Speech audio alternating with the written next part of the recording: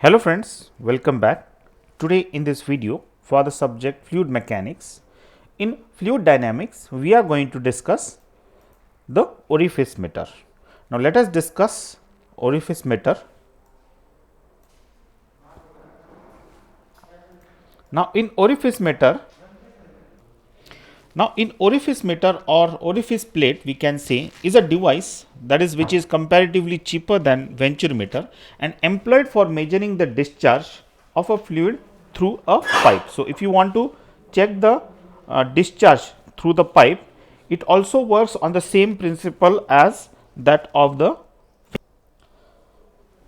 So, it basically consists of a flat circular plate having a circular shape edged hole, that is called as the orifice, and that is concentric with the pipe. The diameter of the orifice may vary between 0.4 to 0.8 times that the diameter of the pipe, but its value is generally chosen in the range of 0.5 compared to that of the diameter of the pipe.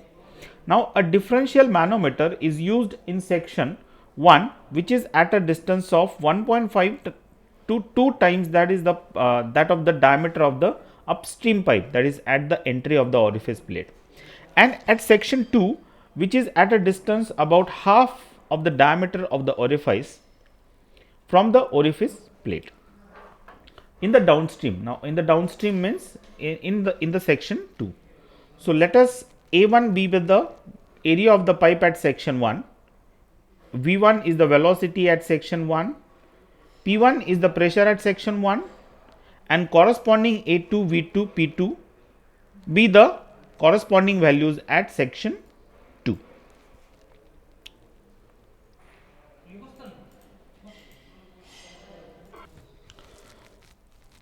So you can see that this is the diagram of a orifice meter, in which you have this upstream flow or the upstream section, which is 1, and downstream section, that is 2. V1 is the velocity at section 1, V2 is the velocity at section 2. Okay. A0 is the area of the orifice, A2 is the area of the vena contracta, Cc. So, Cc is what? Coefficient of contraction, which is the ratio of A2 upon A0. A0 is the diameter of the orifice, and A2, that is the vena contracta. Vena contracta is a section which is having the, so that is the vena contracta, and this is the downstream side of the pipe. So, section 2 is this, and circular flat plate, that is the orifice plate. Okay. So, now applying the Bernoulli's equation at both the sections. So, what we get?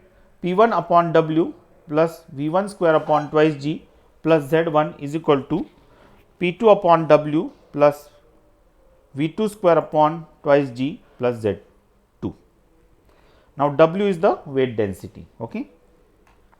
Now, simplifying this equation, what we get is P1 upon W plus Z1 minus P2 upon W plus Z2 is equal to V2 square upon twice G minus V1 square upon twice G.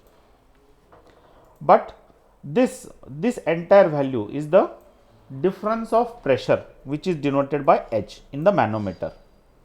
Okay. So, H value is, we will get such that H is equal to V2 square upon twice G minus V1 square upon twice G,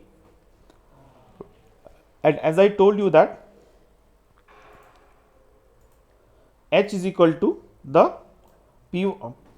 difference of head, the pressure head. Now, in the same equation, if you rearrange the terms, so it will be V2 square upon twice G is equal to H plus V1 square upon twice G. Now, if you find V2 will be this value, that is under root twice G into bracket H plus V1 square upon twice G. Okay. this value. So, 2gh plus v square, right. So, that will be the value of velocity at section 2. Now, at section 2, vena contracta and area A2 represents the area of the vena contracta, and if A0 is the area of the orifice, then we have, so in the diagram only it was told that the coefficient of contraction Cc is equal to A2 upon A0. So, the area of the orifice and that is the area of the downstream pipe. So, that is given as, or that we can call it as the coefficient of contraction. So, coefficient of contraction A2 Cc is equal to A2 upon A0. So, A2 is equal to A0 into Cc.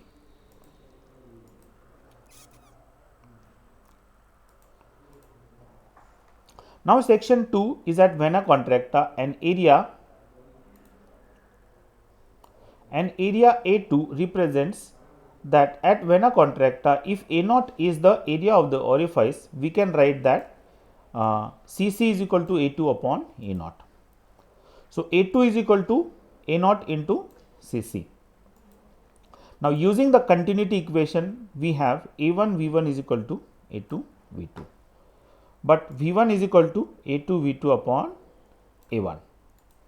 So, V1 is equal to A0 Cc V2 upon A1. So, using this value of A2 in this equation, okay, we get this equation, that is the velocity at section 1 is equal to A0 Cc V2 upon A1.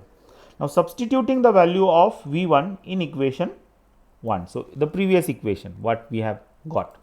So, that we get it as V2 is equal to under root twice GH plus A0 square Cc square V2 square upon A1 square. We are just substituting that value.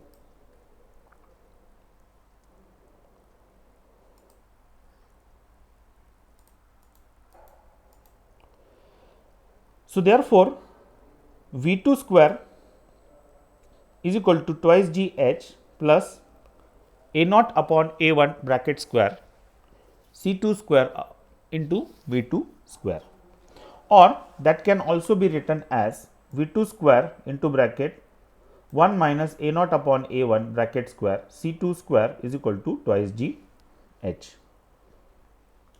Okay. So, V2 is equal to what we get, taking the under root, is equal to under root twice GH upon under root 1 minus A0 upon A1 bracket square Cc square. So, that is just the value of V2 we got. Discharge, now using the continuity equation, discharge is equal to A2 V2 is equal to, so substituting A2 is equal to A0 into Cc into V2. So, that we get it. So, putting these values here, okay. So, Q is equal to what? A0 Cc into under root twice GH upon under root 1 minus A0 upon A1 bracket square Cc square, right. Now, the above expression is simplified by using CD. Now, CD is what? Cc into under root 1 minus A0 upon A1 bracket square into upon under root 1 minus A0 upon A1 bracket square Cc square. So, this is the expression for coefficient of discharge. So, CD is the coefficient of discharge. So, Cc is equal to, then it will be CD under root 1 minus A0 upon A1 square Cc square upon under root 1 minus A0 upon A1 bracket square. Now, substituting the value of Cc in previous equation, what we get? Q is equal to A naught CD under root 1 minus A naught upon A1 bracket square CC square upon under root 1 minus A naught upon A1 bracket square into under root twice GH upon 1 minus A naught upon A1 square CC square. So, that can be simplified in this way. Okay, just it is simple simplification, we just simplify the terms, and the final expression for discharge will be this, that is Q is equal to CD A naught A1 into under root twice GH upon under root A1 square minus A naught square. So, which is the expression for discharge through a orifice meter.